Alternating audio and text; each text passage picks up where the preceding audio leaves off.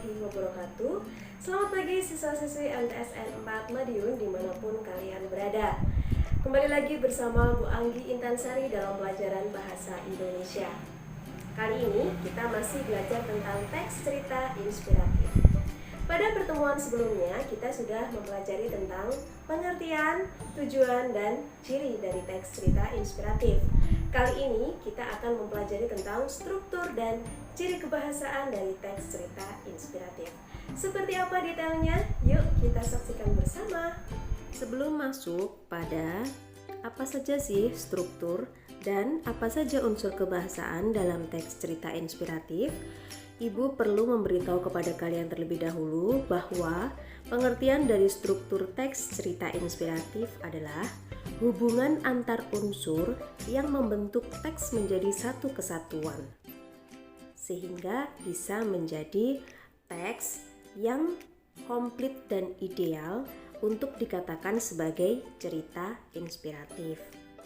Nah, karena hubungan antar unsur berarti nanti akan ada beberapa unsur dalam struktur teks cerita inspirasi.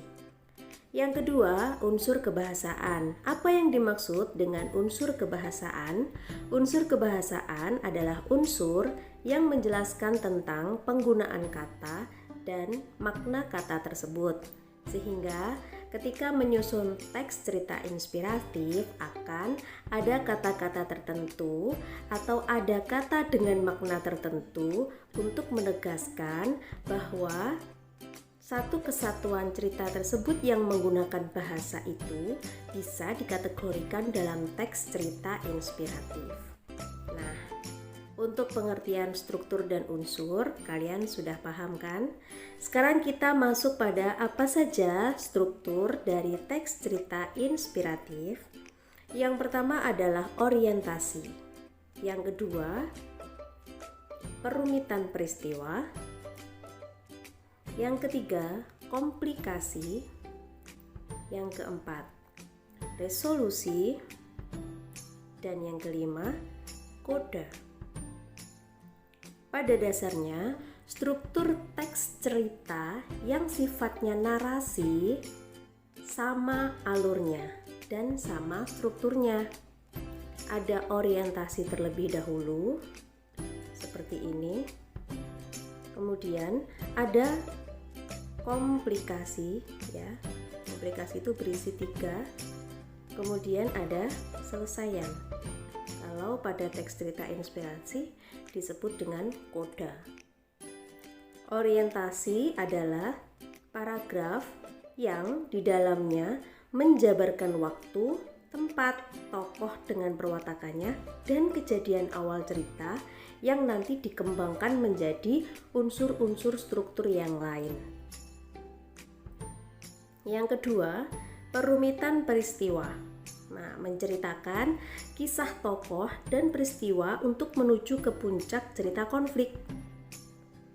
Tadi kan tokoh sudah dijelaskan pada orientasi.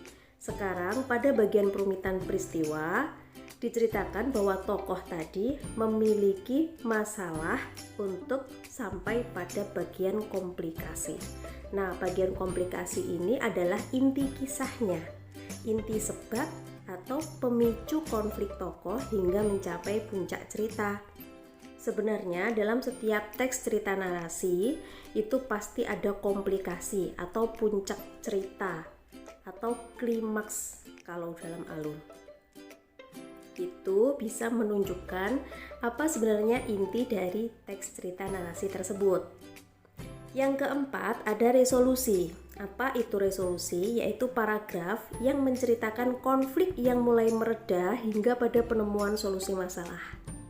Nah, jadi tadi ada perumitan peristiwa, itu bisa juga disebut sebagai pemunculan masalah. Kemudian komplikasi bisa dikatakan sebagai puncak masalah. Dan ada resolusi yang bisa dikatakan sebagai selesaian masalah. Nah, yang terakhir dalam teks cerita inspirasi ini yang agak berbeda, disebut dengan koda. Apa itu koda? Yaitu paragraf yang berisi tentang pesan moral dari penulis untuk pembaca. Jadi penulis menyimpulkan tentang cerita tersebut untuk disampaikan kepada pembaca agar bisa menginspirasi. Seperti itu. Dan sifatnya opsional. Boleh ada, boleh tidak. Lebih baik ada. Begitu. Sehingga bisa disimpulkan bahwa struktur teks cerita inspirasi ada 5. Yang pertama orientasi, yang kedua perumitan masalah, yang ketiga komplikasi, 4 resolusi, dan yang kelima adalah koda. Oke, sekarang kita masuk pada unsur kebahasaan teks cerita inspirasi. Unsur kebahasaannya ada 3. Nah, yang pertama menggunakan kata keterangan, yang kedua menggunakan konjungsi. Unsur kebahasaan yang menggunakan kata keterangan. Jadi keterangan seperti yang sudah Ibu sampaikan pada pembelajaran sebelum-sebelumnya dan pada jenjang sebelumnya, bahwa kata keterangan itu ada 4 ya, ada tempat, waktu, tujuan, dan cara. Itu keterangan. Kalau tempat itu ada di ke daripada, waktu dahulu kala, suatu hari, hari ini, konon katanya, seperti itu. Kalau tujuan untuk supaya agar, cara, dengan, dan secara. Yang kedua, unsur kebahasaan dari teks cerita inspirasi adalah menggunakan konjungsi. Ya, konjungsi yang di sini digunakan dalam teks cerita inspirasi ada 3. Pertentangan, konsekuensi, dan akibat. Pertentangan itu tetapi, namun, walaupun, meskipun, sekalipun. Kalau konsekuensi dengan demikian, maka akibat itu akibatnya, oleh sebab itu, oleh karenanya, begitu ya. Konsekuensi dan akibat tidak sama ya. Jadi kalau konsekuensi itu adalah ketika kamu tidak menggunakan helm, maka konsekuensinya kamu harus siap untuk ditilang oleh polisi. Itu konsekuensi. Kalau akibat itu cenderung pada dampak buruk. Jadi karena terlalu banyak membuang sampah di sungai mengakibatkan sungai menjadi dangkal atau banjir, seperti itu. Kalau unsur kebahasaan yang ketiga menggunakan kalimat majemuk ya. Jadi kalimat majemuk itu ada 2, kalimat majemuk setara dan kalimat majemuk bertingkat. Kalau kalimat majemuk setara itu kopi bisa kita nikmati saat panas maupun dingin.